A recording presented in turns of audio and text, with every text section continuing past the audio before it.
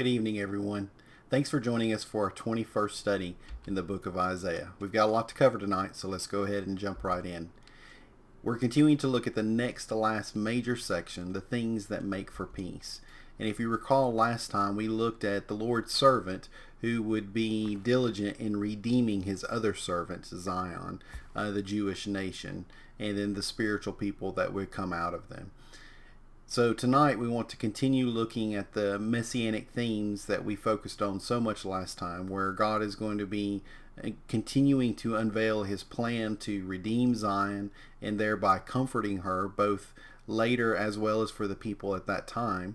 And then we're also going to be looking a little bit more into the servant, the ideal servant that is going to be both justifying and suffering, which is an astonishing thought, but we'll get into that in a little bit. So let's just go ahead and jump into tonight's new section. Now, if you recall last time, even though it was primarily a message of comfort and hope, we ended with a very sober warning that God would be providing a light, and if people rejected that, who were in darkness, and then sought to create their own lights, then they would fall down and be consumed in those lights, in that fire that would result from that, and they would lie down in torments. So we leave from that sober warning to, again, the message of comfort for Zion. But we're going to continue to have warnings and messages of repentance, even in the themes, the comforting themes that we're going to look at tonight. So question number 6 begins with Isaiah chapter 51. So as always, if you haven't already, go ahead and open up your Bible to Isaiah chapter 51 and read with me here in a second. So the message of comfort in chapter 51 begins by recalling the national beginnings and some powerful events of that time. How would that be a helpful thing to remember? So let's start with chapter 51.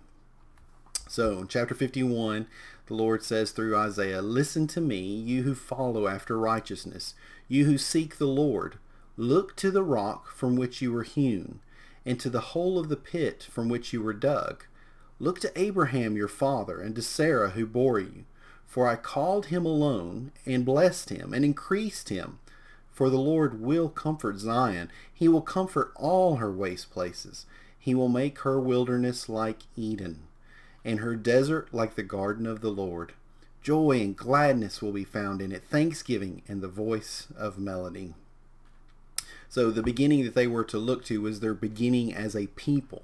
And we have the figurative reference to them being hewn out of a rock or dug out of a pit. But that's made very clear to us that that refers to Abraham and Sarah and to their very early beginnings as a nation. And before we get into the point of that, one of the first things that I want to notice out of this passage is he says, "Listen to me, you who follow after righteousness, you who seek the Lord." So he makes a distinction. The Lord recognizes that not everybody that's receiving this book would be open to the message of it, and that many of the people of Israel, of Judah, and the remnant of the Jews would not be seeking after the Lord and would not be interested in righteousness. And so by making that distinction, it is a subtle encouragement to those who've already made that distinction, and then those who failed to, that they need to make that distinction and they need to be different than all the people that are around them and become spiritually minded. And so it's a very gentle encouragement, which is interesting to me.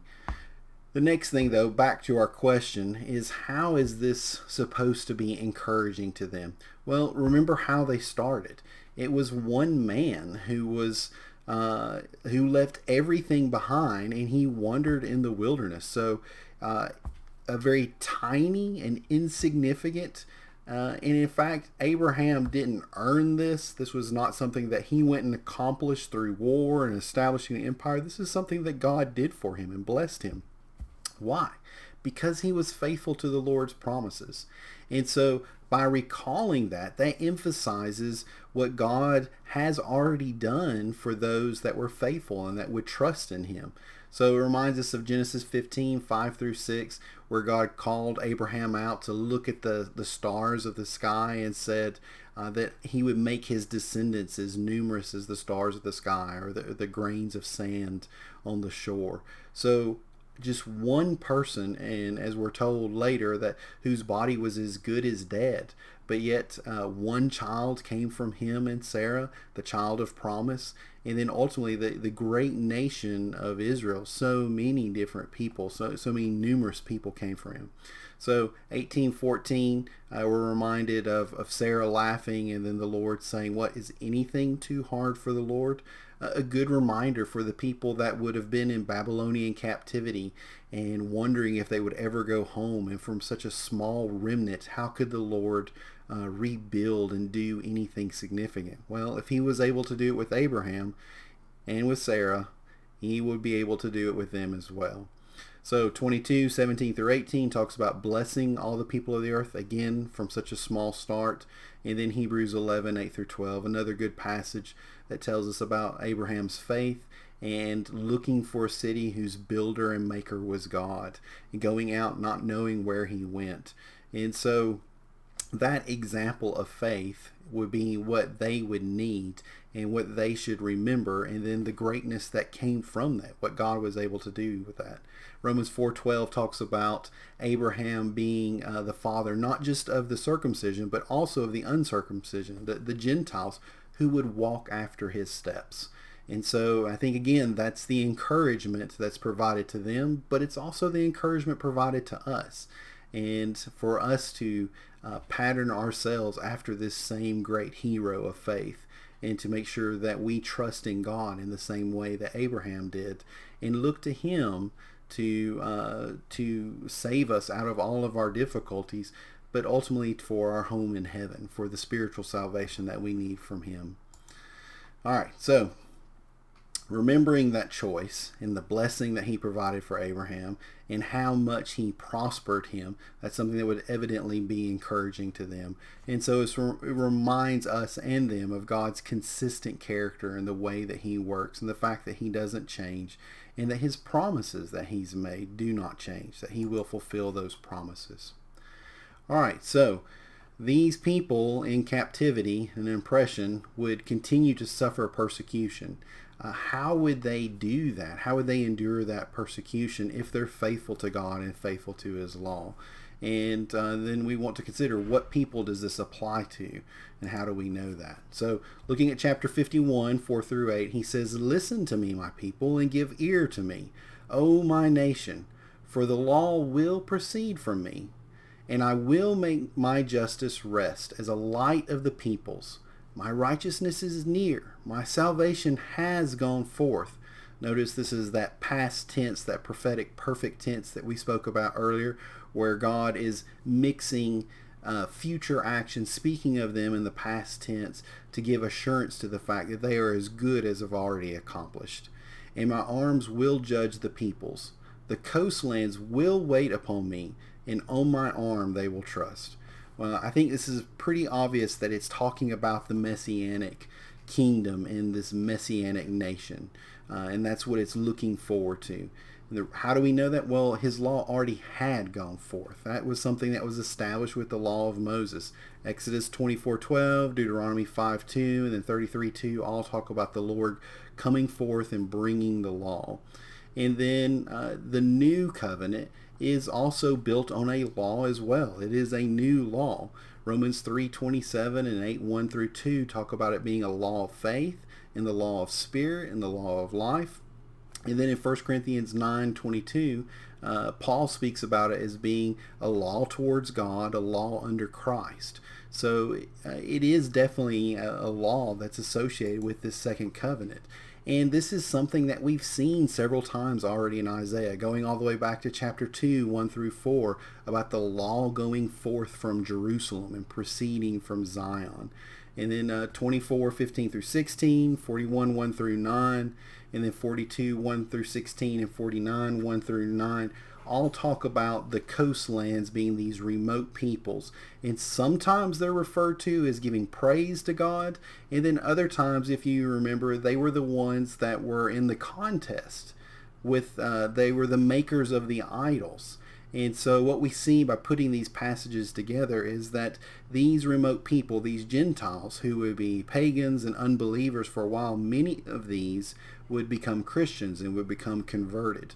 And so this is clearly, again, looking to the events of the Messianic kingdom when the Gentiles would be brought in. So very familiar language that we've already looked at, the idea of Jesus being a light to the Gentiles and being sent to the coastlands is specifically called out in 42 and 49. All right, so the text goes on. He says, "Lift up your eyes to the heavens and look on the earth beneath. For the heavens will vanish away like smoke. The earth will grow old like a garment, and those who dwell in it will die in like manner. But my salvation will be forever, and my righteousness will not be abolished. Listen to me, you who know righteousness, you people in whose heart is my law."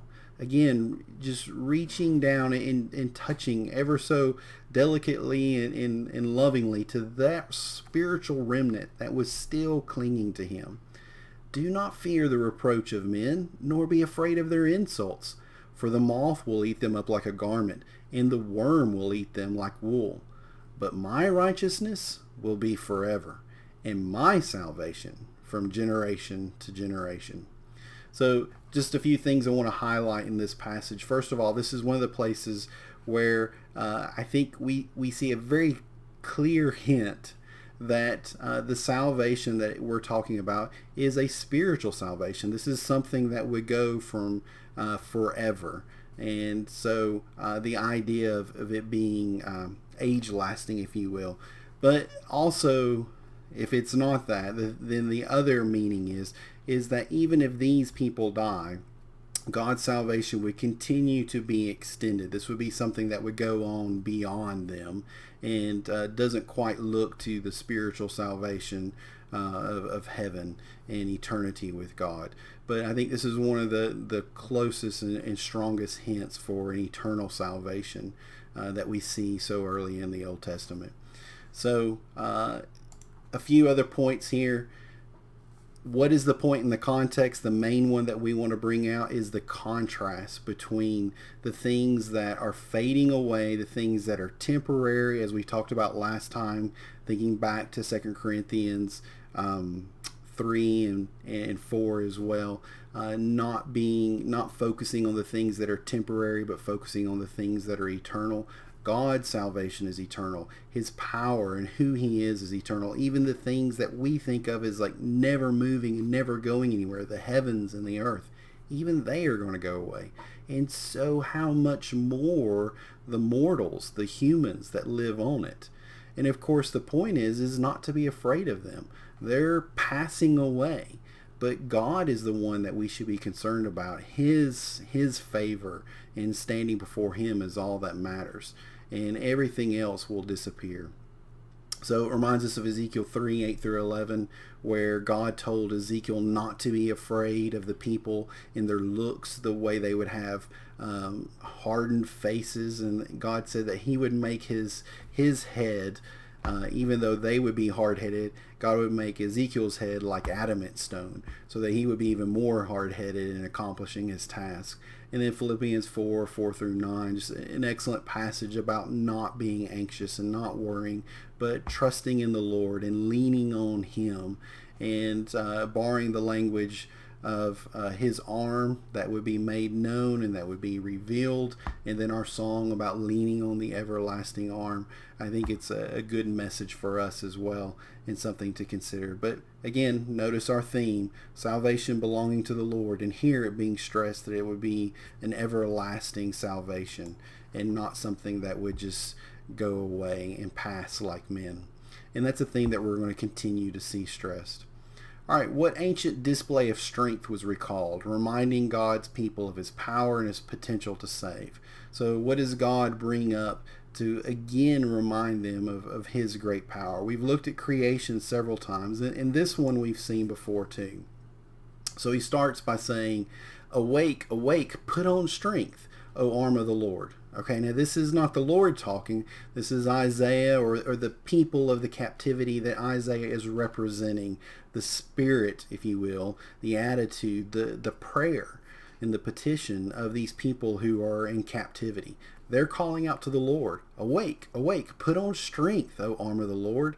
Awake as in the ancient days, in the generations of old. Are you not the arm that cut Rahab apart and wounded the serpent?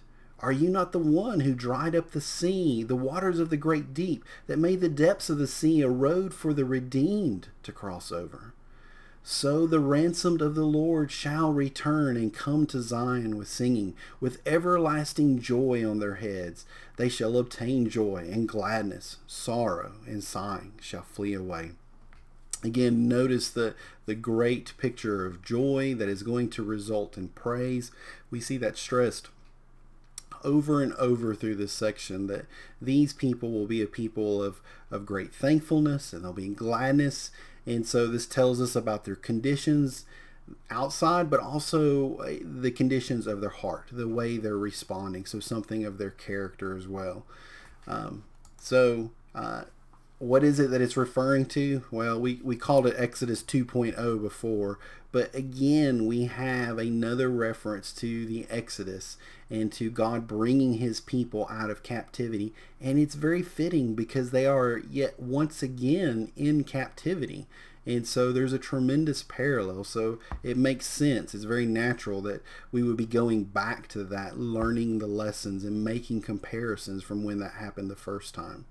So Isaiah in this case is demonstrating the trust and the attitude that we've been talking about waiting on the Lord and having this kind of faith.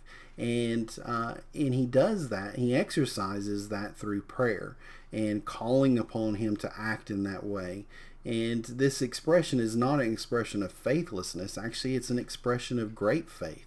Faithlessness would be to not pray and to act like God is not there. By turning to him, calling out to him, and asking for him to act, that's when we show great faith. So this is, as we said, it's a theme that we've seen already in the book of Isaiah in chapter 40, 27 through 31, and then 43, 14 through 21. We have similar kind of wording, and again, similar strategy or tactic, if you will, going back to that for comparisons.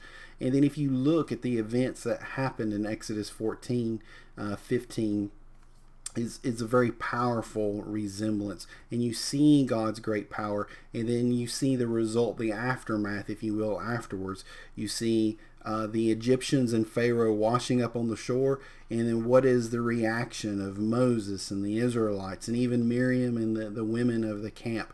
They're praising, they're singing, and so they're again showing this tremendous thankfulness and joy. And so we see not only that threat of danger that God overcomes with great power, but we see the reaction as well. And God's promising all of that for this return from this Babylonian captivity. And just a quick reference about Rahab. This is a word that doesn't show up too often. It also appears in Psalm 89:10, but we also saw it in Isaiah 37 and 27:1. So in one of these, we reference God destroying the serpent in the sea, and in the other one, we talked about I forget the full name, but it was the first part of the name was Rahab, and I forget the rest of the name. But again, it was a reference to this great storm or this great arrogance, and that's what the word has to do with, is arrogance or storm. And in that case, the previous reference, it was a compound word that meant that it did nothing. And so it made a lot of claims, but it ultimately did nothing. And so in this case, we just have the word for the arrogance or the great storm. And so again, there's a reference to that. So what is that? Well, given the context that this is closely associated with the sea and the drying up of the sea and the children of Israel walking on the dry ground, and then the rejoicing that was going to occur afterwards. It seems like it's a pretty clear reference to Egypt in some way or another, a reference to the arrogant Pharaoh and the arrogant Egyptians who thought that they could have their way on the Israelites and on God's people, and completely rejected him. And so whether it's a reference to those people and their arrogant attitude directly, or whether or not, as we talked about last time, is that maybe Isaiah is looking past that, behind that. We certainly see that in Exodus 12:12 and 18:11, that it was understood, even God said, and then and later Jethro said, that it was a judgment against Egypt's gods, that they were not as powerful as Jehovah, that he was the true God. And so if we see that even further as a destruction or a weakening of the devil and his power and his using the Egyptian empire, then it could be a reference to the great serpent, as we see in Revelation 12, as well as a reference to the devil. So any one of those three, I think you can make a good case for it fitting either one of those. And it would be very hard for me to say which one is considered there. But I think that's the idea, is that God showed his great power over those that were arrogant and denied his power. And so that's being invoked again. Please, God, do that again. Show that great power. We need that again. So his answer, even I am he who comforts you. Who are you that you should be afraid of a man who will die, and of the son of a man who will be made like grass? And you forget the Lord your maker. Notice in this comfort, there's also a bit of a correction. And so this reminds us of God when he dealt with Elijah as well, where Elijah went and hid in the cave, or he ran from Jezebel and Ahab and then went and hid in the cave. God was gentle with him up to a certain point, but God still corrected him and still expected him to get back to his work, and provided work for him to do. In the same kind of way, there is a message of comfort, but there is also highlighting a weakness. There is a forgetting what God has done for them, and letting that go, and not pulling that back into memory, and drawing strength and confidence and assurance from that. And so we have a gentle rebuke, if you will, amongst this comfort as well. So he says, and you forget the Lord your maker. And here's a reminder again, who stretched out the heavens and laid the foundations of the earth. You have feared continually every day because of the fury of the oppressor, when he is prepared to destroy. And where is the fury of the oppressor? The captive exile hastens, that he may be loosed, that he should not die in the pit, and that his bread should not fail. So the main point that I think is pretty clear is that these people were needlessly afraid. They should not have been afraid.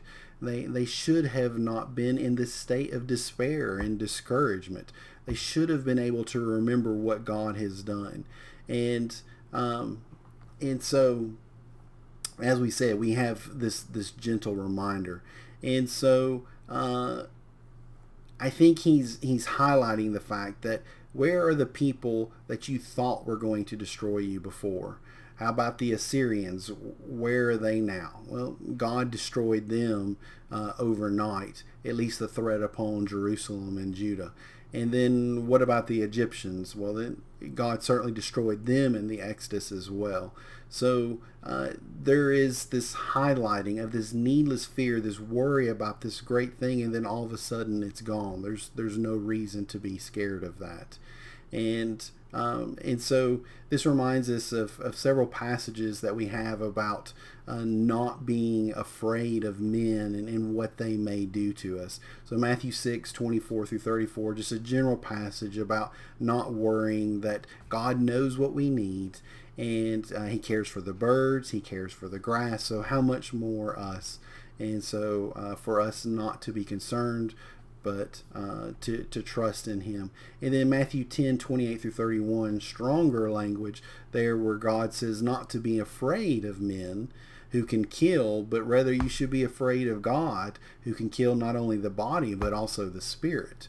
And so I think there is a similar kind of message, even though it's much gentler, that God is the eternal being here. He is the one who has shown this great power. And so there's nothing to be afraid of. These other things are going to pass away. So again, make sure our focus and our confidence and assurance is in Him.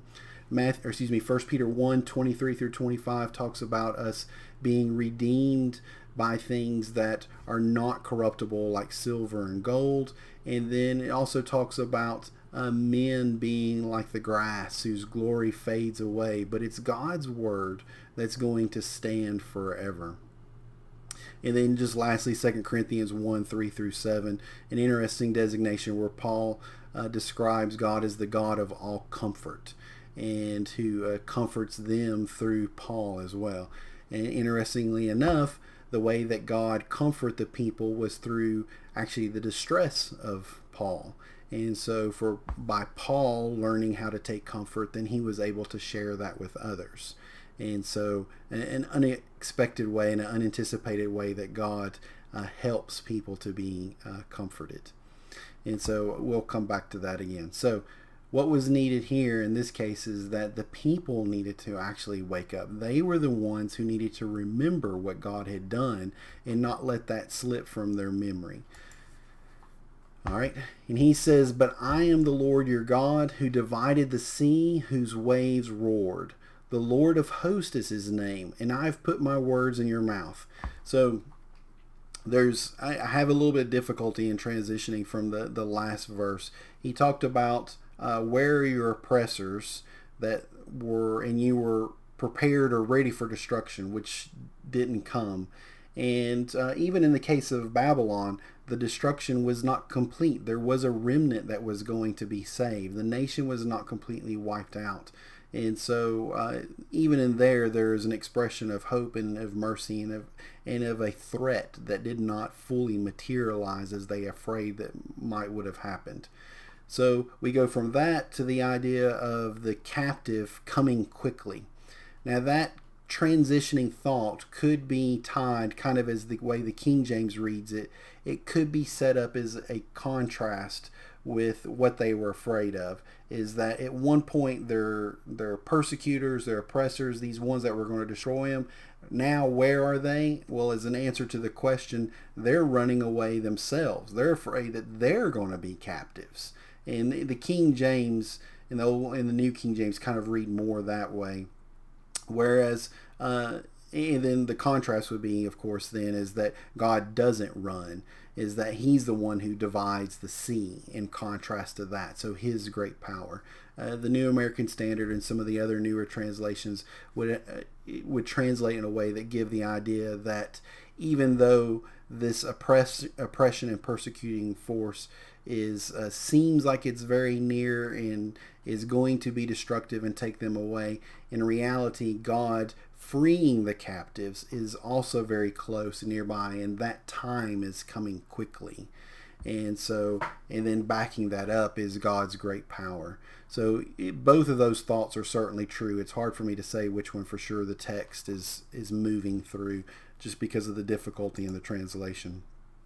So I went with the New King James here, which is the one that I've used in the presentations. And the idea would be is that in contrast to the running away of possibly the oppressor, that God is the one who stands and actually has the power to divide the sea and create a path through, as he's already talked about. So he transitions from that point to another interesting point that we've kind of already touched on. There is, if you will, an image that's kind of in the background that we're going to be kind of coming back to. And I want to mention it so you can see it being developed, but we don't want to lose sight of the foreground because of something that's still in the distance, in the background. We want to make sure that we get the main point as well. But if you remember, we had the idea of the heavens and the earth being destroyed, and now we have the idea of God putting his words in his servant's mouth. So this would be a reference to the prophets and him planting them and planting the heavens and laying the foundation of the earth. So the idea of God preparing something And so the destruction of those, and then the preparing of those, and then we're going to see the development of that thought as we go. Again, it's kind of a background. The main point, again, is God's great power, and that he's going to take care of his people, and he's going to fulfill what he said to his prophets. So this is, I think, looking forward to something we'll see in chapter 65 and 66 about God creating a new heavens and a new earth from these things that we're seeing that have been destroyed and are being planted, if you will, at this time. And so if that's the case, this would be a reference to the idea to the prophet's words kind of sprouting forth at a later time, if you will, in their fulfillment and finding meaning and value and realization at a later time when this new heavens and this new earth is created.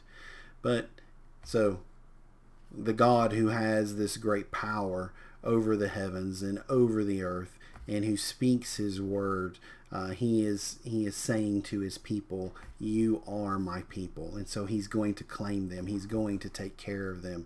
And so is a very comforting thought. All right, so the next image that we see is an unusual and pretty graphic one of a very pitiful state that Jerusalem and that Judah would be in after the Babylonian destruction, and would apply to the captivity. So we see our phrase again, awake, awake. But this time it's not the Lord who's being asked to awake, it's Jerusalem. Awake, awake, stand up, O Jerusalem, you who have drunk at the hand of the Lord the cup of his fury.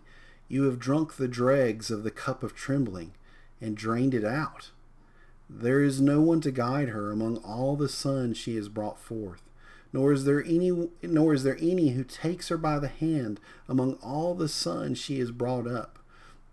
So the picture we have here, this image, is of, again, Jerusalem being a mother, her sons being the population, and she is so drunk, so passed out, that she's just in a pitiful state.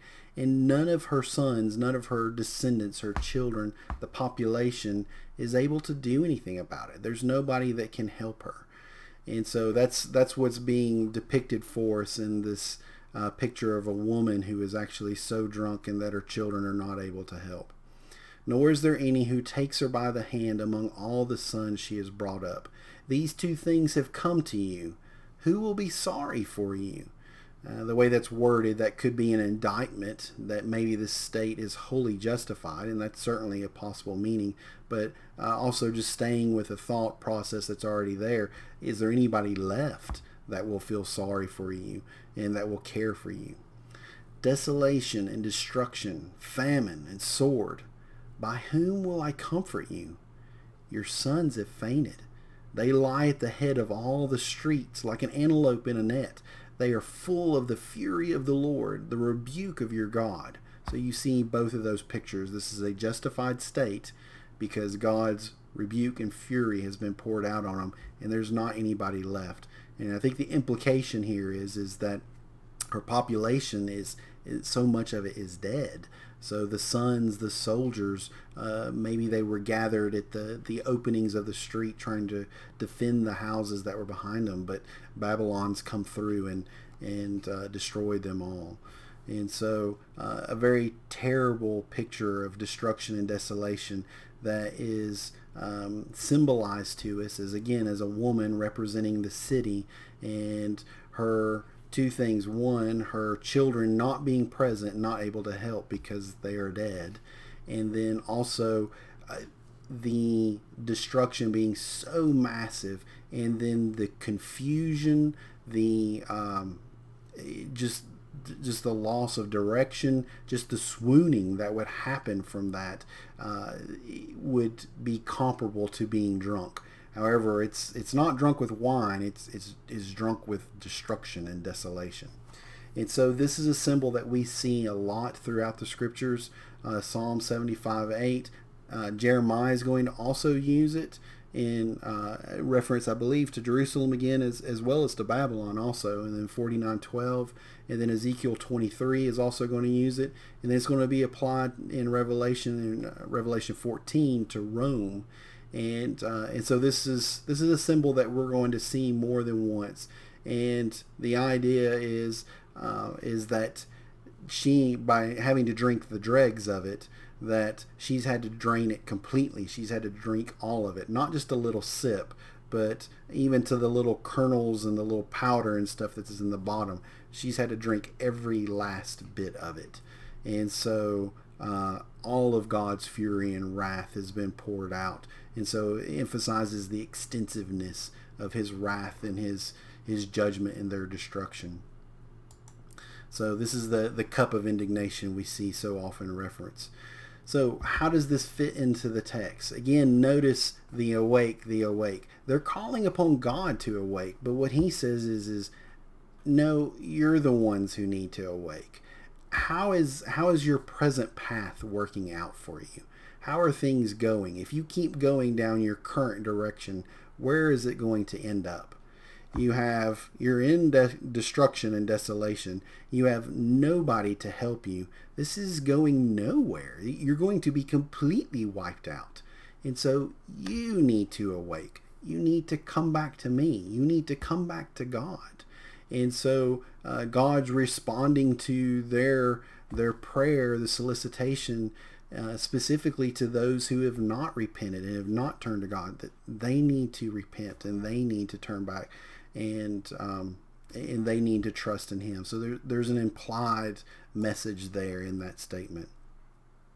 All right, now the comfort that he offers following this.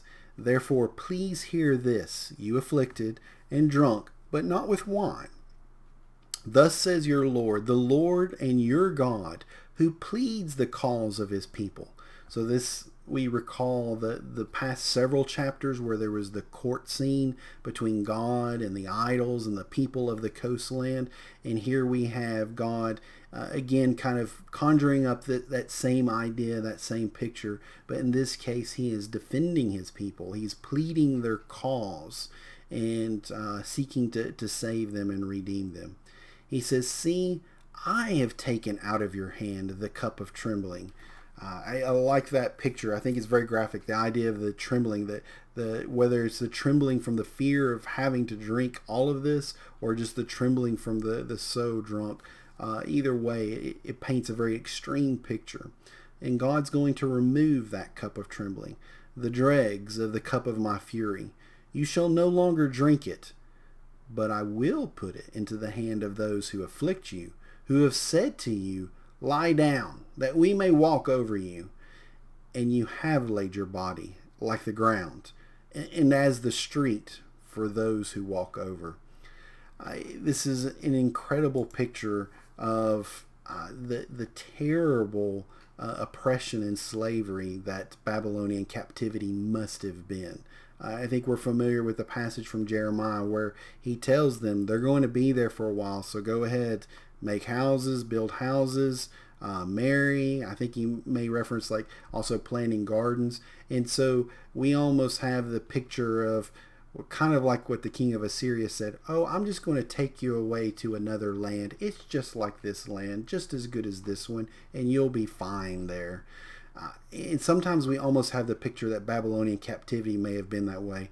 But I think the idea is that from what we see here, that it's actually much more like the Egyptian captivity.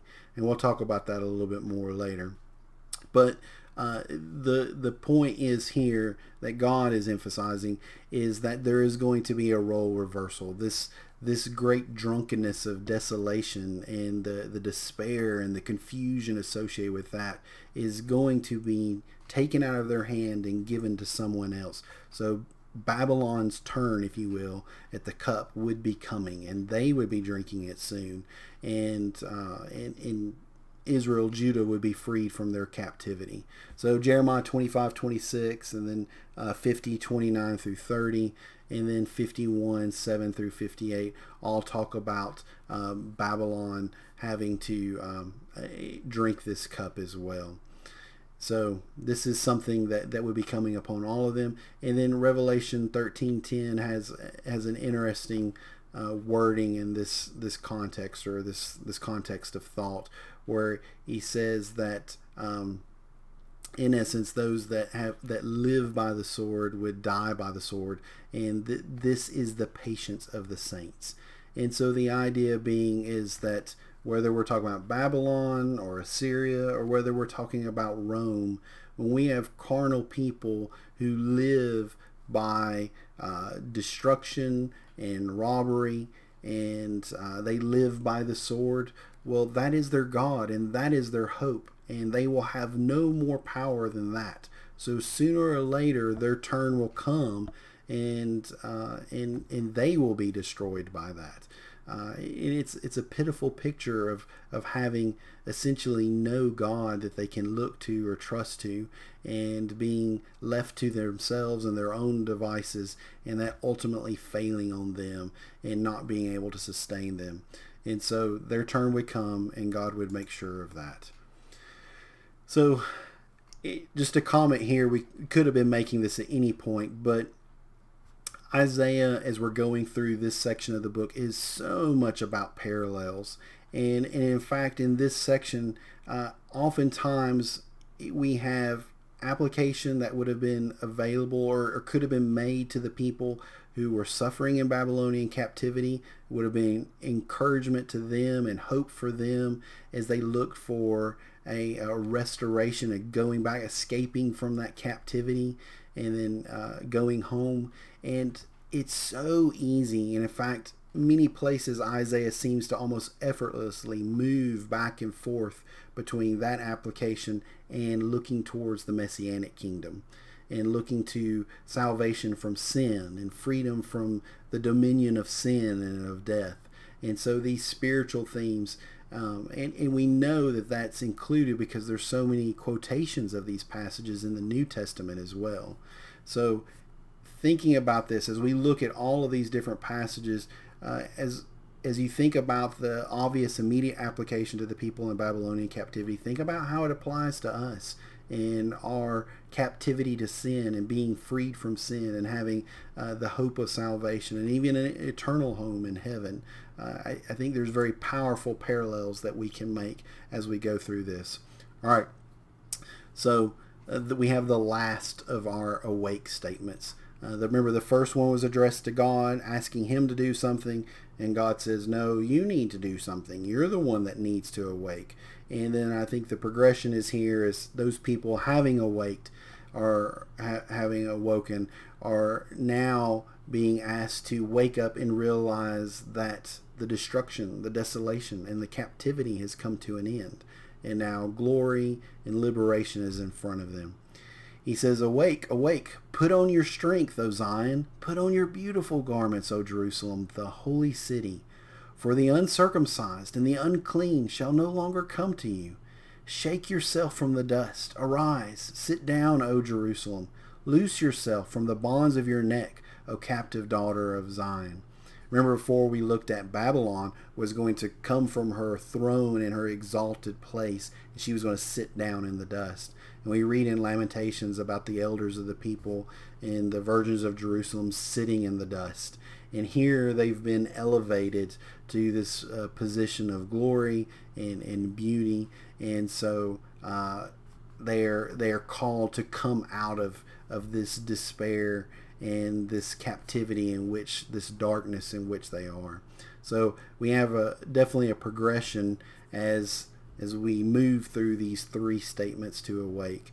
And again, this reminds us of a picture that is put before us and we've looked at this already in 49:18, and then also in Revelation 19:8, where we have again Zion, or God's people, the church, finally in Revelation is being married to the Lord, and the bride is described as being clothed with the righteous acts of the saints. And so this is her great beauty that is provided for her. So I think this is one place where we have to say it must be messianic, because there was no literal fulfillment of this. If maybe we could say it was conditional, and it is certainly true that the Jews, we come to Malachi, and they are not in a state, they are not living in a state where they can be blessed. And so so maybe the what happened to them was then therefore deserved because they didn't keep their end of the bargain. But Jerusalem would be just kicked back and forth between the Greeks, and then eventually the Romans would come in, and then finally the Romans would destroy them in 70 AD. And so the idea that the unclean and the uncircumcised would never pass into their city, that just wasn't true, not physically, not from a literal standpoint. In fact, they would twice have people that would come into the temple and offer swine's flesh on the altar. And so the ultimate in desolation, spiritual desolation and desecration of their sacred things. So this was not a literal fulfillment. This can only be understood in ultimately in a spiritual sense, in which God's kingdom spiritually cannot be the uncircumcised and the unclean cannot come into God's kingdom. And so we saw passages about this already, I believe 35:8, where the highway that would lead to God's kingdom, that there would be no unclean or there would be no fool upon that highway. And so this would be something that would not be possible for those kinds of people to get into the kingdom. And then this language is also used in the other prophets as well. So Ezekiel 44, Joel 3, and then Zechariah 9, and all of these seem to very clearly point to Messianic and the fact that it would be a spiritual kingdom and that there would not be spiritually unclean people in it. So that's, I think that has to be a Messianic. We have to understand that as a Messianic description and of the Messianic kingdom. All right, so the next statement is about Jerusalem selling herself. And there's an interesting comment made about the price for which she sold herself and then the price for which she'll be redeemed. And so let's look at that. So in chapter 52:3, he says, "For thus says the Lord, you have sold yourselves for nothing, and you shall be redeemed without money." So I think there's kind of 2 points hidden in this, a double meaning, if you will. First of all, the idea about nothing versus without money, that contrast that's there. So I think one of the points is no money was paid for them. They were not bought. And this point will be developed a little bit more later. The people that carried them away did so at their own expense, at their own fault. And so God doesn't have to pay anything, if you will, to buy them back. So the other thing that is kind of the next point that we see from this is actually they sold themselves. And they sold themselves for sin, for idolatry, for greed, for injustice, and to make alliances with godless nations. This amounted to nothing. This reminds us of Hebrews 11:25 about the passing pleasures of sin. This was something that seemed like would be of value, but in the end it was nothing. And so the idea being that they actually sold themselves for something that was of not any monetary value, and so no monetary value has to be provided to buy them back. But I think where this is really going, and to me the contrast that's the more impressive one, is that they essentially sold themselves for nothing. And if you would notice, they sold themselves. This is something they actively did. And so they gave themselves away, and they got nothing in return as well for it. They got the emptiness of sin. But in contrast to that, what God would use to redeem them would be something that it would not be nothing. It would be something of not monetary value. And in fact, it would be something that was actually priceless. We might say that it was infinite even. And so this reminds us of 1 Peter 1:18-19, which we referenced a little bit earlier, where that we're redeemed by the things, not of gold and of silver and of corruptible things, but of incorruptible things, of the precious Lamb, the precious blood of the Lamb of Christ.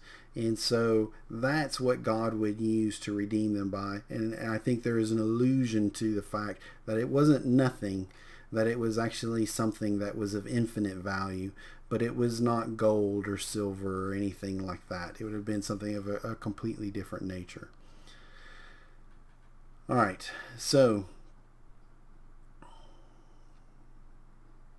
1 John 4, 8 through 10, and then verse 19. So the other thought is in thinking about this idea that they sold themselves, but they would have to be redeemed. It reminds us of where John tells us in 1 John 4 that we don't love God first, that actually He first loved us, and we love Him because He first loved us.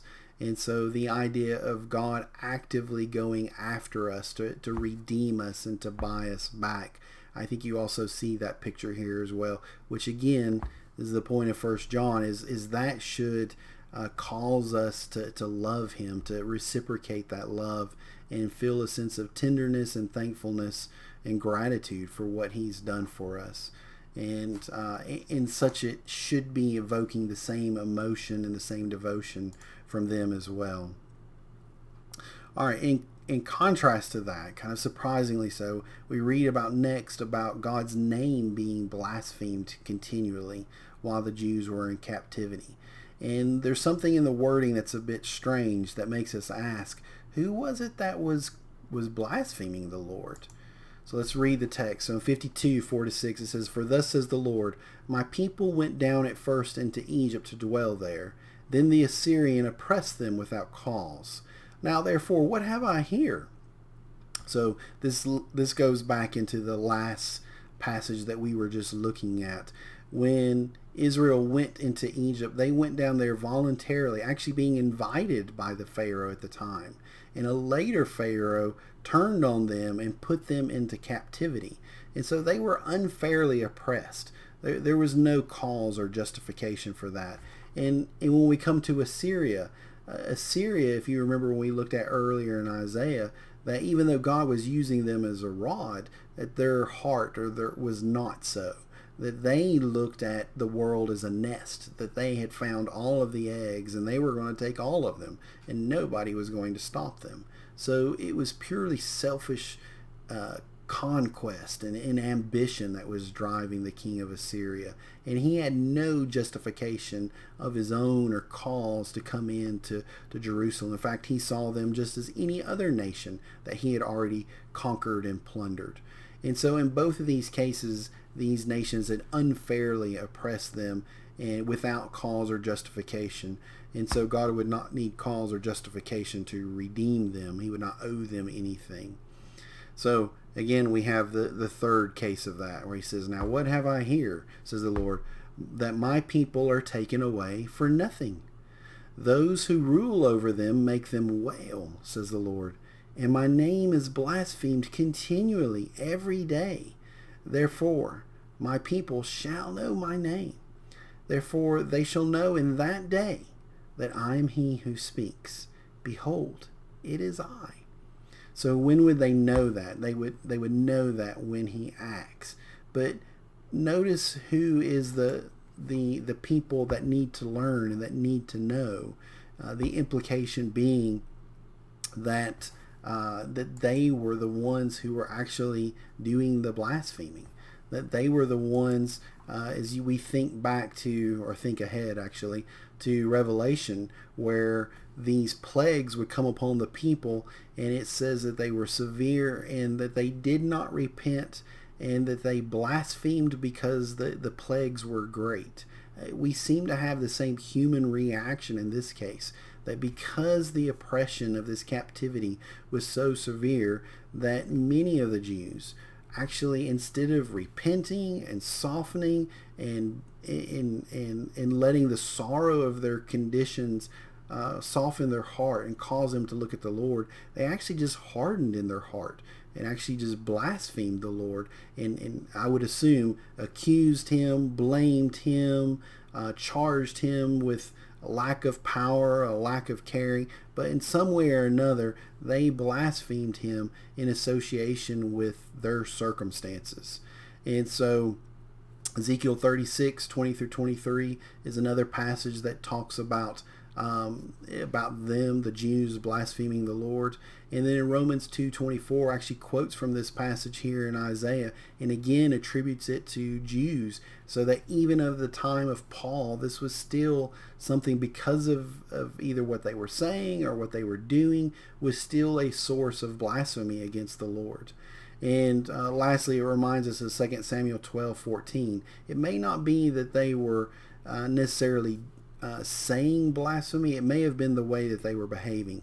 So 2 Samuel 12:14, God told David that because of his sin with Bathsheba, he had given great occasion to the enemies of the Lord to blaspheme. And so David had set it up. He had enabled this blasphemy to occur. And so maybe it was in such a way that the Jews actually caused the blaspheming in that case. So how's God going to address it? He's going to address it by acting in such a clear way, which he's setting up with all of these prophecies, so they're not going to be able to attribute it to an idol or to some random happenstance. This is going to be God's doing, and they're going to have this old prophecy to prove that it was God's plan and his doing. And at that point, when it occurs, then they will know. Or as like Zechariah says, then you will know that the Lord has spoken through me, or that I am a prophet. So again, as we said before, we see this cruel oppression that must have been going on, like Egypt, where they had set up the taskmasters and made them serve with rigor, as we read about in Exodus 1:11 through 17. We must have had very similar circumstances in Babylonian captivity that would have made it very difficult on the people, made it more like the Egyptian captivity than anything else. All right, so as we go, as we continue in chapter 52, and we look at this next section, which is very familiar to us, we recognize it from the New Testament as well. How would it have been applicable to them, to these people that would have been in captivity, as well as the Jews of the first century, the Christians of the first century, and then how about us today? So as we read chapter 52, 7 through 10, how beautiful upon the mountains are the feet of him who brings good news, who proclaims peace, who brings glad tidings of good things, who proclaims salvation, who says to Zion, your God reigns.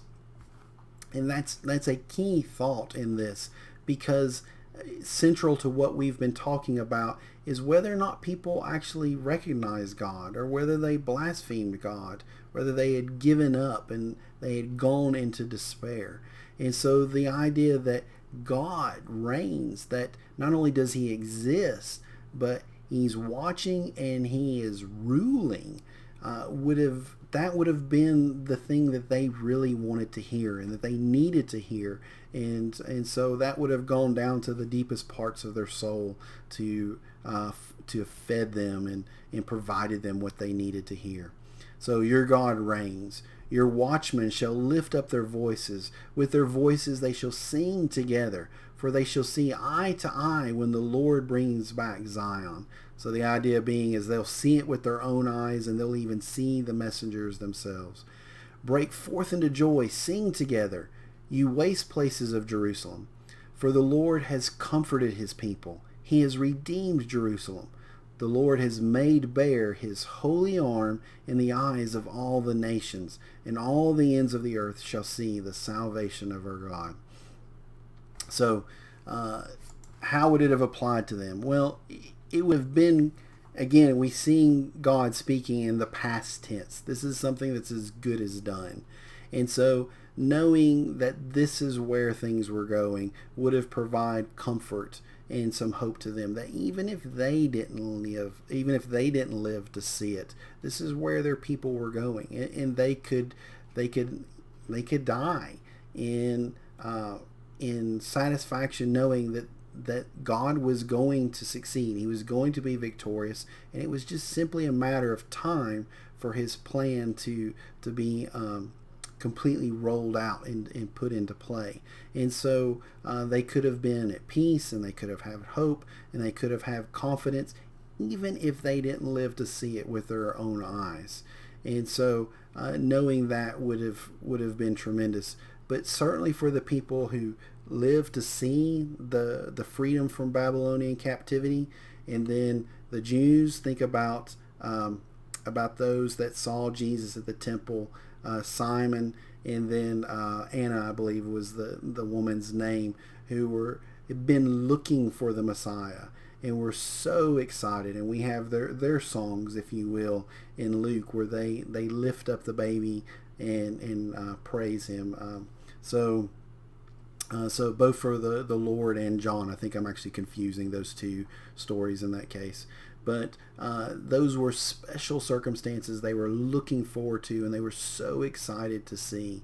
And so certainly it would have been a great cause for joy. And we see this passage quoted in Romans 10:12 through 21, talking about the proclamation of the gospel.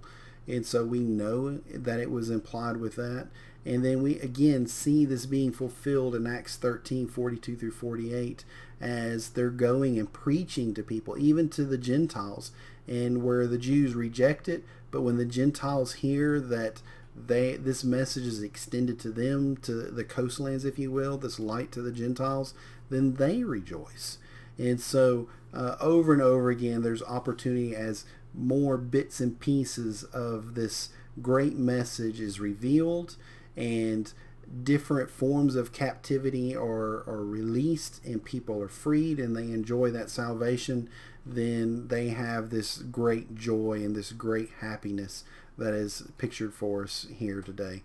And of course, that's a wonderful picture for us as well, because whenever somebody turns from sin today and turns to the Lord, and they also have that same joy. It reminds us of the Ethiopian eunuch in Acts chapter 8, who went on his way rejoicing after he was baptized and became a Christian.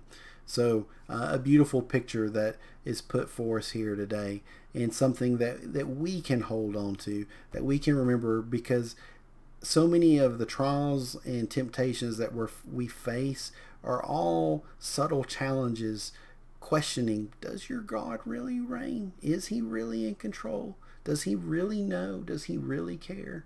And so these reminders are powerful to us if we will hang on to them and not let our feet be shaken from our firm place that the Lord's provided for us. So with that message and that good news, what is the admonition? Depart, get out from there. Touch no unclean thing. Get out from the midst of her. Be clean, you who bear the vessels of the Lord. For you shall not go out with haste, nor go by flight, for the Lord will go before you, and the God of Israel will be your rear guard. So another very powerful and encouraging thought. So there was an urgency, but the urgency is very different than the case of when they were in the Egyptian captivity. In this case, the big threat is the unclean things that are around them. 2 Corinthians 6:11 through 7:1, this passage is quoted there about separating ourselves from the unclean influences of the world that are around us and not joining ourselves to them. And then in Revelation 18:4, there is the application to Babylon, to Rome, to separate themselves from there so they don't join in her destruction and don't suffer with her.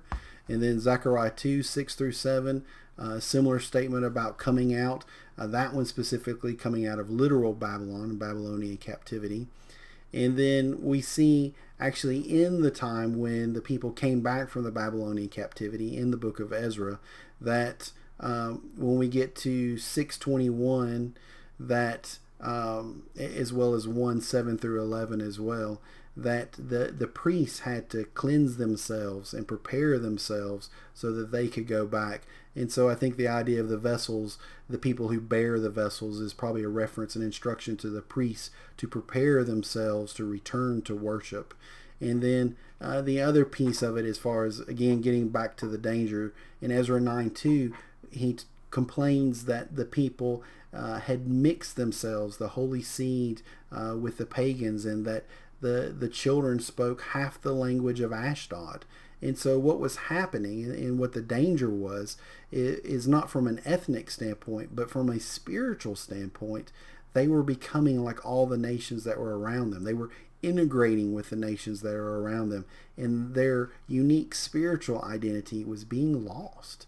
And so coming out of her was essential so they could preserve that holy seed, that holy spiritual seed. There would be lots of people that would have proselyted that were not ethnically Jews, but they adopted their religion and they were accepted by them. And so the concern is not the ethnic purity so much as it is the spiritual purity of God's people. And so that was the grave danger of them staying in Babylon, is being basically lost to the nations around them. So one of the things that was different is they were told not to take anything with them. They weren't to bring any of Babylon with them. And that's different than what happened in the Egyptian case, where they were actually told to take as much gold and silver as they could and borrow it from the Egyptians. Because the Egyptians, when they finally got to go, the Egyptians were so sick of them, they sent them out and they let them keep all the stuff that they had borrowed. And so we're told that they actually plundered the Egyptians in that case. The other thing that's different is that when they left, that if you remember, they had to eat the Passover in haste. They had their staff and they had their kneading bowls on their back. I mean, they were packed up and they were ready to go whenever was the right moment. This was not the case. They actually had time to gather everybody and prepare themselves and leave on this journey. And then ultimately, as we read about in chapter 14 of Exodus, there was the threat. Part of the hurry is there was the threat of Pharaoh and the Egyptians barreling down on top of them, trying to bring them back into captivity. So part of the reason they had to leave in haste is so they wouldn't have been captured as well. And then even as they went, we've got the story in Deuteronomy 25, 17 through 18, where it's recalled that as they were leaving, that Amalek ambushed them and attacked the sick ones and the weak ones who were in the rear. And so the promise is that God would be their front and rear guard, and they would not have to worry about that. So they have a tremendous promise of protection and support that they did not entirely have. This is a difference between this Exodus and the previous one, the Egyptian one. And again, I think as we make the parallel application to spiritual ones today, can't help but think of Romans 8, 31 through 39 about what do we have to fear? If the Lord is for us, who's going to be against us? If he didn't even spare his own son but gave him up for us, then will he not give us everything that we need? And so just a tremendous passage worth reading in full about the great confidence that we can have as part of the messianic, the spiritual kingdom, and the protection and the assurance that we enjoy through that. That should provide tremendous confidence to Christians today.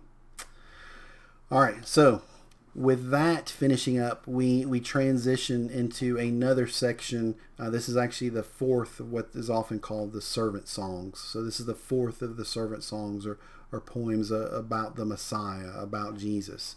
And in this, we're going to see him again back on our main theme of things that make for peace. This is how peace is going to be provided, how atonement is going to be provided.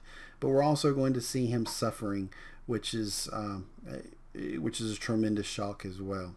So as we go into this, I think I've probably already answered number 13 here. Why was Jehovah's servant so shocking, misunderstood, and rejected? So as we read in chapter 52, starting in verse 13, he says, "Behold, my servant shall deal prudently.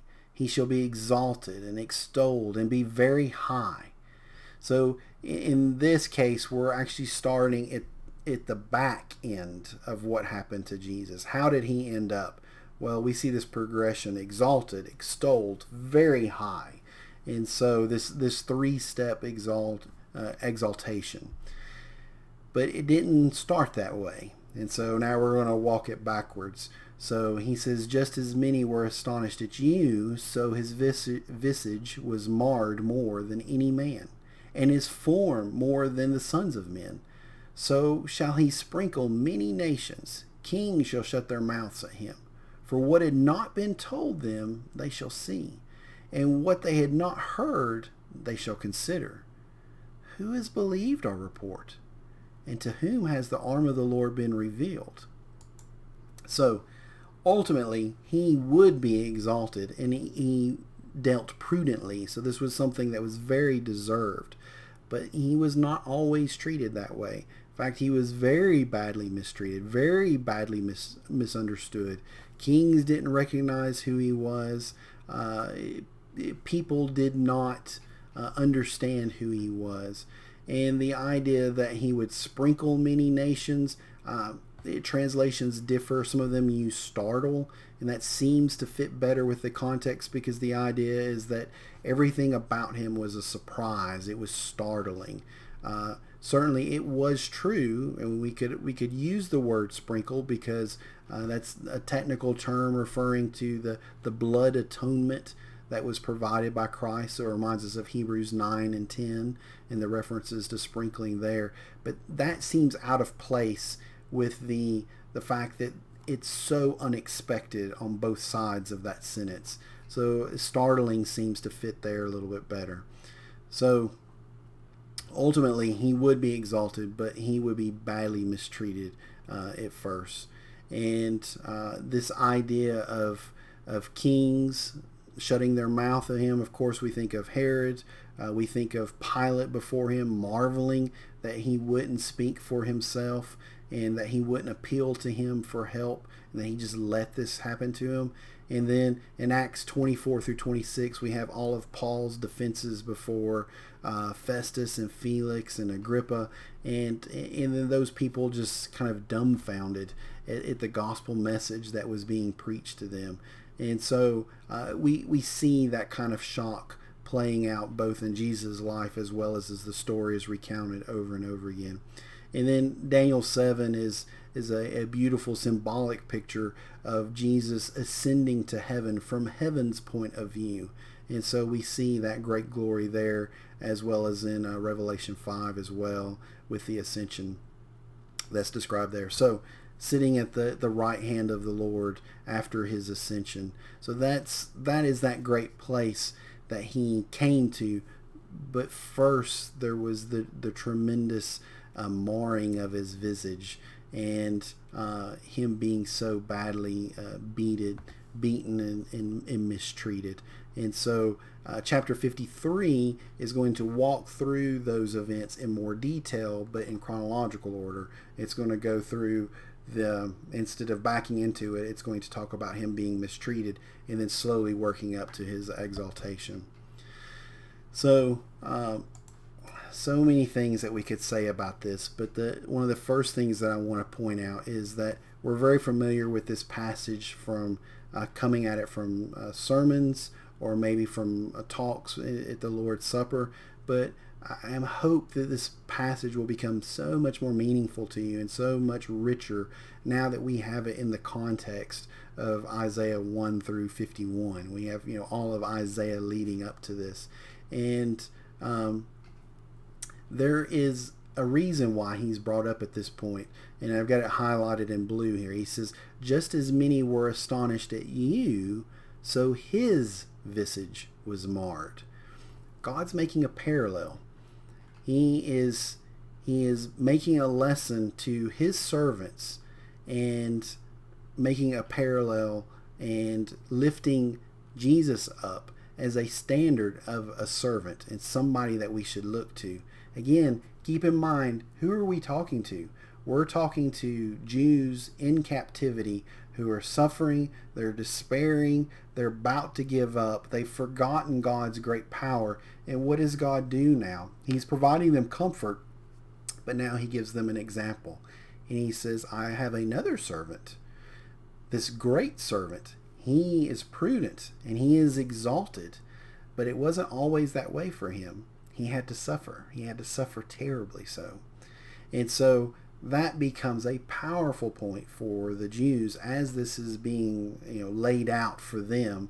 And it should become a powerful point for us as well, as we realize we're so quick to focus on what did we gain by this.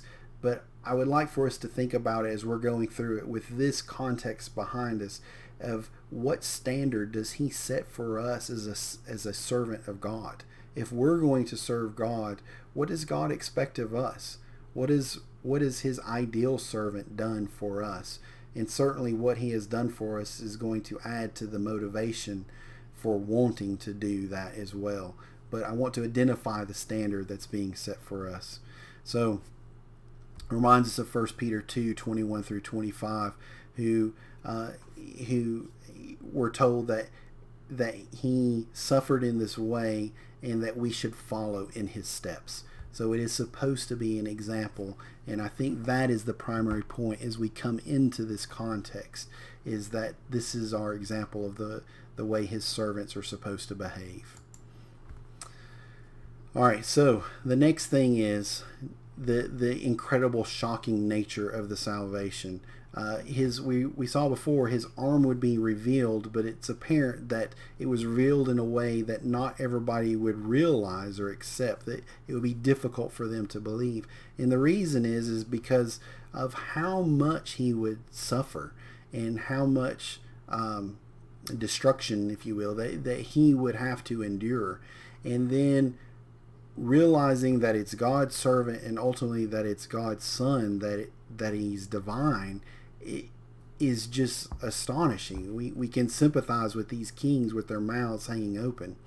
And then the other point is think about how we've talked about the king of Assyria and his tremendous arrogance, and the king of in Nebuchadnezzar and the king of Babylon. How is Isaiah described all of these kings? Tremendously arrogant, tremendously selfish, tremendously cruel. And we're going to see the King of Kings, who is in the most exalted state, and his character is so opposite of that. The fact that he would be a servant to rulers, to people, is just profound. And so that also would be shocking. So 1 Corinthians 2:6 through 10 talks about how eye hath not seen and ear has not heard what God has planned, talking about the mystery that was kept in the gospel, and they didn't see it coming. They didn't realize what God had planned. And then in Acts 3:17 and then 4:23 through 28, 3:17, Peter says, I know your rulers, you didn't know it. Otherwise you wouldn't have crucified him. And then in 4:23 through 28, where they reference Psalm 2 about the nations raging and plotting a vain thing, that they would overthrow the Lord or his anointed, is just insane that they would even attempt to do that. And so why did they feel like they could do that? Because they didn't know who he really was. It never occurred to him. And so there is something that is just mind-blowing in realizing that it is the Creator who is the servant and who is the one that was hanging on that cross.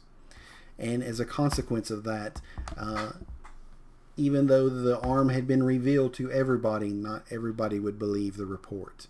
And many would reject that report. John 12, 37 through 41, we see that he was rejected by his people. And then in Romans 10, 16 through 21, again quoting from Isaiah, but even though the message is gone throughout the whole earth, not everyone is believed. So I just wanted to read John 12. He says, because I think it's so powerful, and because he specifically references Isaiah. But although, speaking of Jesus, he had done so many signs before them, they did not believe in him, that the word of Isaiah the prophet might be fulfilled, which he spoke, Lord, who has believed our report? And to whom has the arm of the Lord been revealed? Therefore they could not believe, because Isaiah said again, he has blinded their eyes and hardened their hearts, lest they should see with their eyes, lest they should understand with their hearts and turn, so that I should heal them.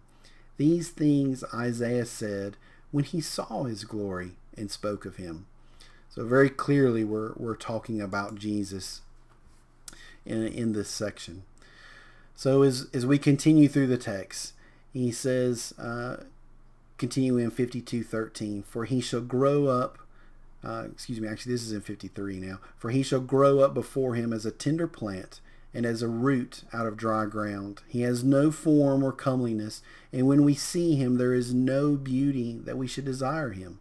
He is despised and rejected by men, a man of sorrows and acquainted with grief, and we hid, as it were, our faces from him. He was despised, and we did not esteem him. So two more reasons are presented before us for why he was misunderstood. So one is just his humble beginnings. And I don't think this has to do so much with the actual appearance of his face, even though it may include that. The idea is that there was nothing about him that would suggest that he was deity. And so go back to 11, 1 through 10 in Isaiah, where he would be a root springing up out of dry ground, or a branch. Zechariah 6, 12 through 13 also talks about him, a branch. And then as we think about, the stories about his birth, about him being born and laid in a manger and wrapped in swaddling clothes, that's strips of clothes, not even a full blanket could be provided for him. And then in Matthew 2:23, as well as John 1:45 through 51, where did he grow up? He grew up in Nazareth. And nobody expected that a prophet would ever come from Nazareth, because it was so insignificant and so not special, not a place that a king would come from. And so there was nothing about him in his upbringing that would make people think that he was special, much less divine.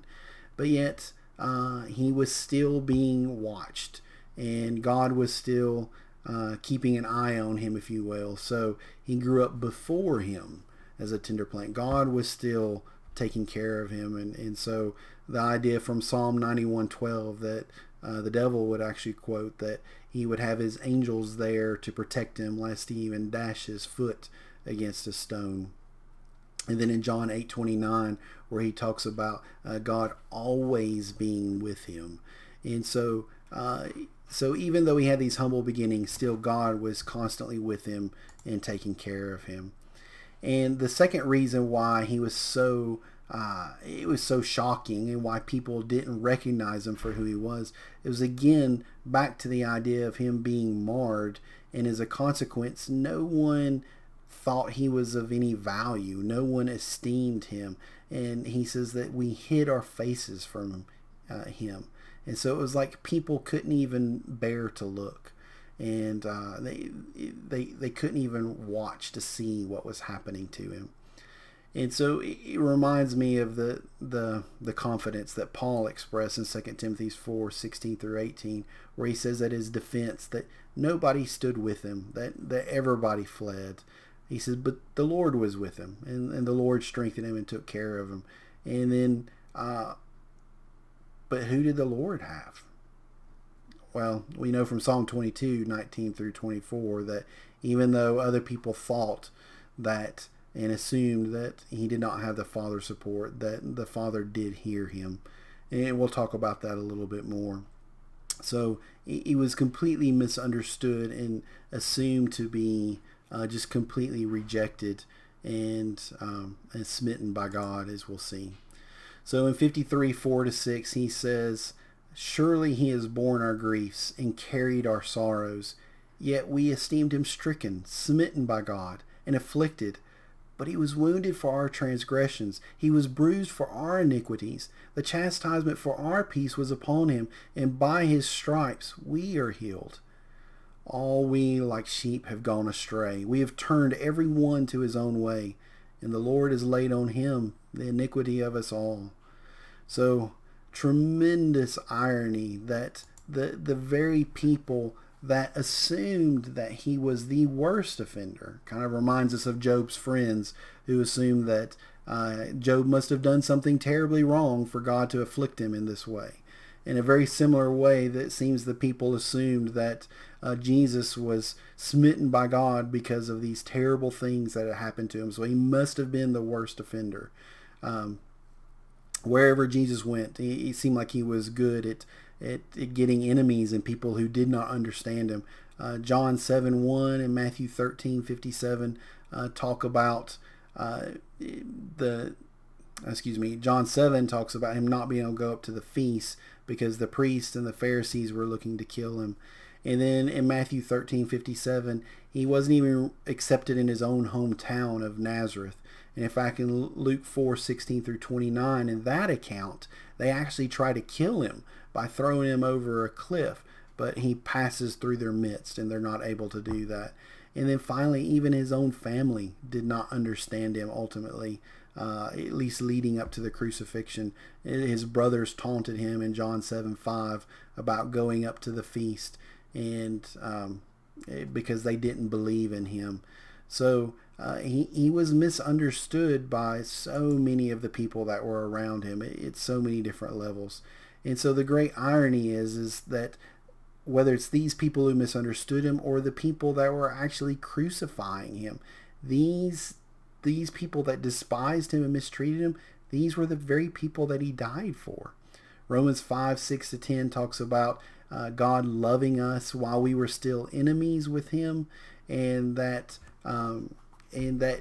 he died for us while we were still in this state of being enemies, while we were these people that were essentially mistreating him. Psalm 22 talks about them piercing him, and then in Zechariah 12:10 talks about them looking on him who they pierced, and John 19:37 quotes that. So this very powerful point of them looking at him and seeing him as they pierce him and misunderstanding him, but at some point they realize what they've done, and it would come many days later, but they would recognize him eventually for who he was. And for many of them, it would be a source of great regret and prompting them to turn to repentance. So this passage is quoted in Matthew 8:17, and it's applied to him actually healing people from physical maladies. But as is brought out in chapter 9, 5-8, Jesus says, so that you may know that I have power to forgive sins. In a specific case, he says, I say to this man, rise up, take up your bed and walk.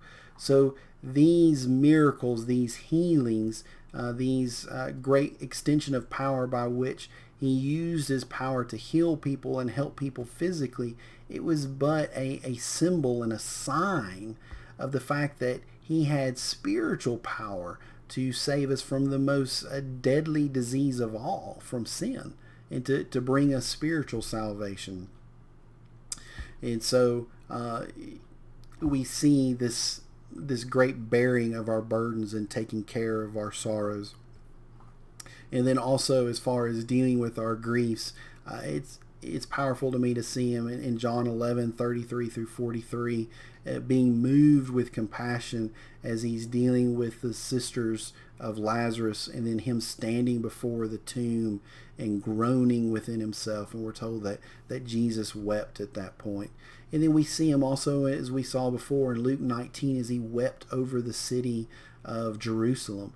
He was acquainted with sorrows in that he understood the devastation of sin and of death, and he was sympathetic to our condition, and he so desperately wanted to save people from that, and was moved even to the point of tears when the city of Jerusalem would not respond to it and not accept him, and then ultimately would be destroyed because of that.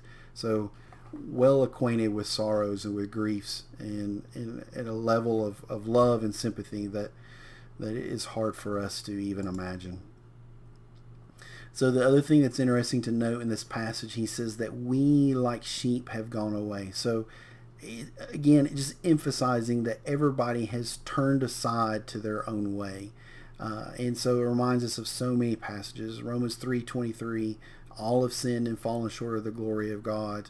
And then Jeremiah 6:16 about, if I recall right, that this is when people would not look for the old ways and not walk therein. And then in Isaiah 30:11, if you recall, we saw earlier where the people said, get God out of our way, cause us to stop seeing him. They were tired of seeing God. They wanted their own way, and they didn't want God in their way as they went down that path. So Jeremiah 10:23 and Proverbs 14:12 about the way of man not being within himself, and that there's a way that seems right to man. He wants to go that way, but it's the end of death. And every one of us have gone down our way and turned aside from his way. And yet it is all of us that he gave himself for. And so many passages talking about the salvation that is open and available to all, even the worst offenders. 1 John 2:2, where we see that he gave himself for the whole world, and yet we're told in 5:19 that the whole world lies under the sway of the evil one. So no doubt that these were sinners, people in a condition of sin. Everybody in the world that's in a condition of sin has access to his sacrifice and to his blood, and could yield themselves to that and benefit from that. 1 Timothy 2:5-6 and 2 Corinthians 5:14, other passages also saying that. All right, one last question. So what was the significance, what was the meaning of us being told that he would behave as a sheep prepared for the slaughter, and before its shears is dumb? So in chapter 53:7 it says, he was oppressed and he was afflicted, yet he opened not his mouth. He was led as a lamb to the slaughter, and as a sheep before its shears is silent, so he opened not his mouth. Well, I want to put it in context of the book of Isaiah. First of all, just a practical point. Remember when we get to chapter 26 that Peter tries to prevent Jesus from being betrayed by Judas and tries to take off the head of the priest or the servant of the high priest, and Jesus rebukes him at that time, and he says that if we don't do this, then how can the things written of me be fulfilled? And so it was silly for him to try to resist the things or do anything that would prevent his whole mission from being here, from being fulfilled. And so it doesn't make sense that he would provide a great defense, since this is the reason why he came. And then Pilate again marvels at that, as we see in chapter 27, 1-14, that he wouldn't respond to the people that were antagonistic to him. And then we're reminded of the soldiers who also mistreated him, and he didn't say anything to them. So this reminds me of 1 Peter 2:23. He says, we referenced this earlier, who when he was reviled did not revile in return. When he suffered, he did not threaten, but he committed himself to him who judges righteously. I'd like to suggest for you that this is the ultimate example in one of the main lessons that we've been talking about all throughout Isaiah, which is waiting on the Lord, trusting in him for salvation. And we know that Jesus had already submitted his petition with the Lord. There was nobody here that he was going to speak to that would be able to help him. Not Pilate, not Herod. None of those could help. The person who was his judge, that he committed himself to, that he trusted in to do the right thing and to maintain his cause, was the Lord. And so whether we think about Psalm 22, where he's in essence praying there, and then we're told that he is heard in halfway through the psalm, or whether it's him in the Garden of Gethsemane praying, or then the recording of it in Hebrews 5:7-8, where we're told that he was heard and that he learned obedience, and he was heard because of his vehement cries during his time of suffering. He had already reached out to the Lord, and he was waiting on him. And so there was nothing for him to say, because his cause was with him. And when I think of him suffering in this way, and then all of the lessons that we've been learning about waiting on the Lord, and this is what God expects of his people.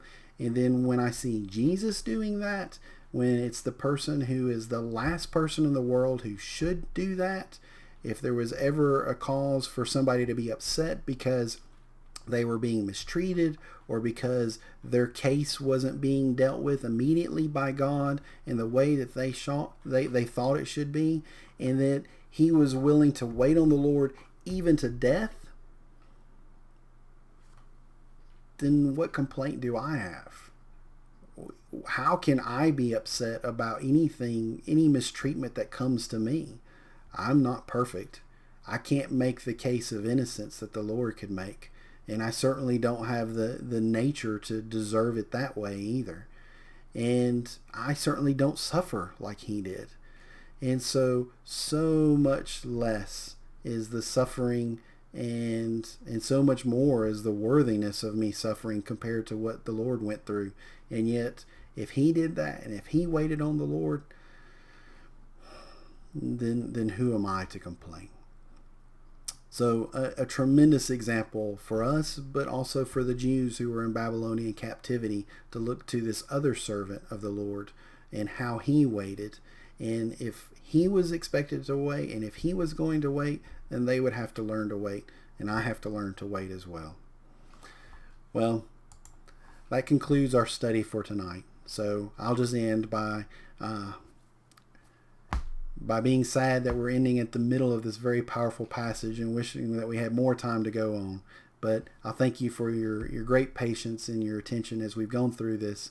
And I pray that it is something that is helpful to you and helps us to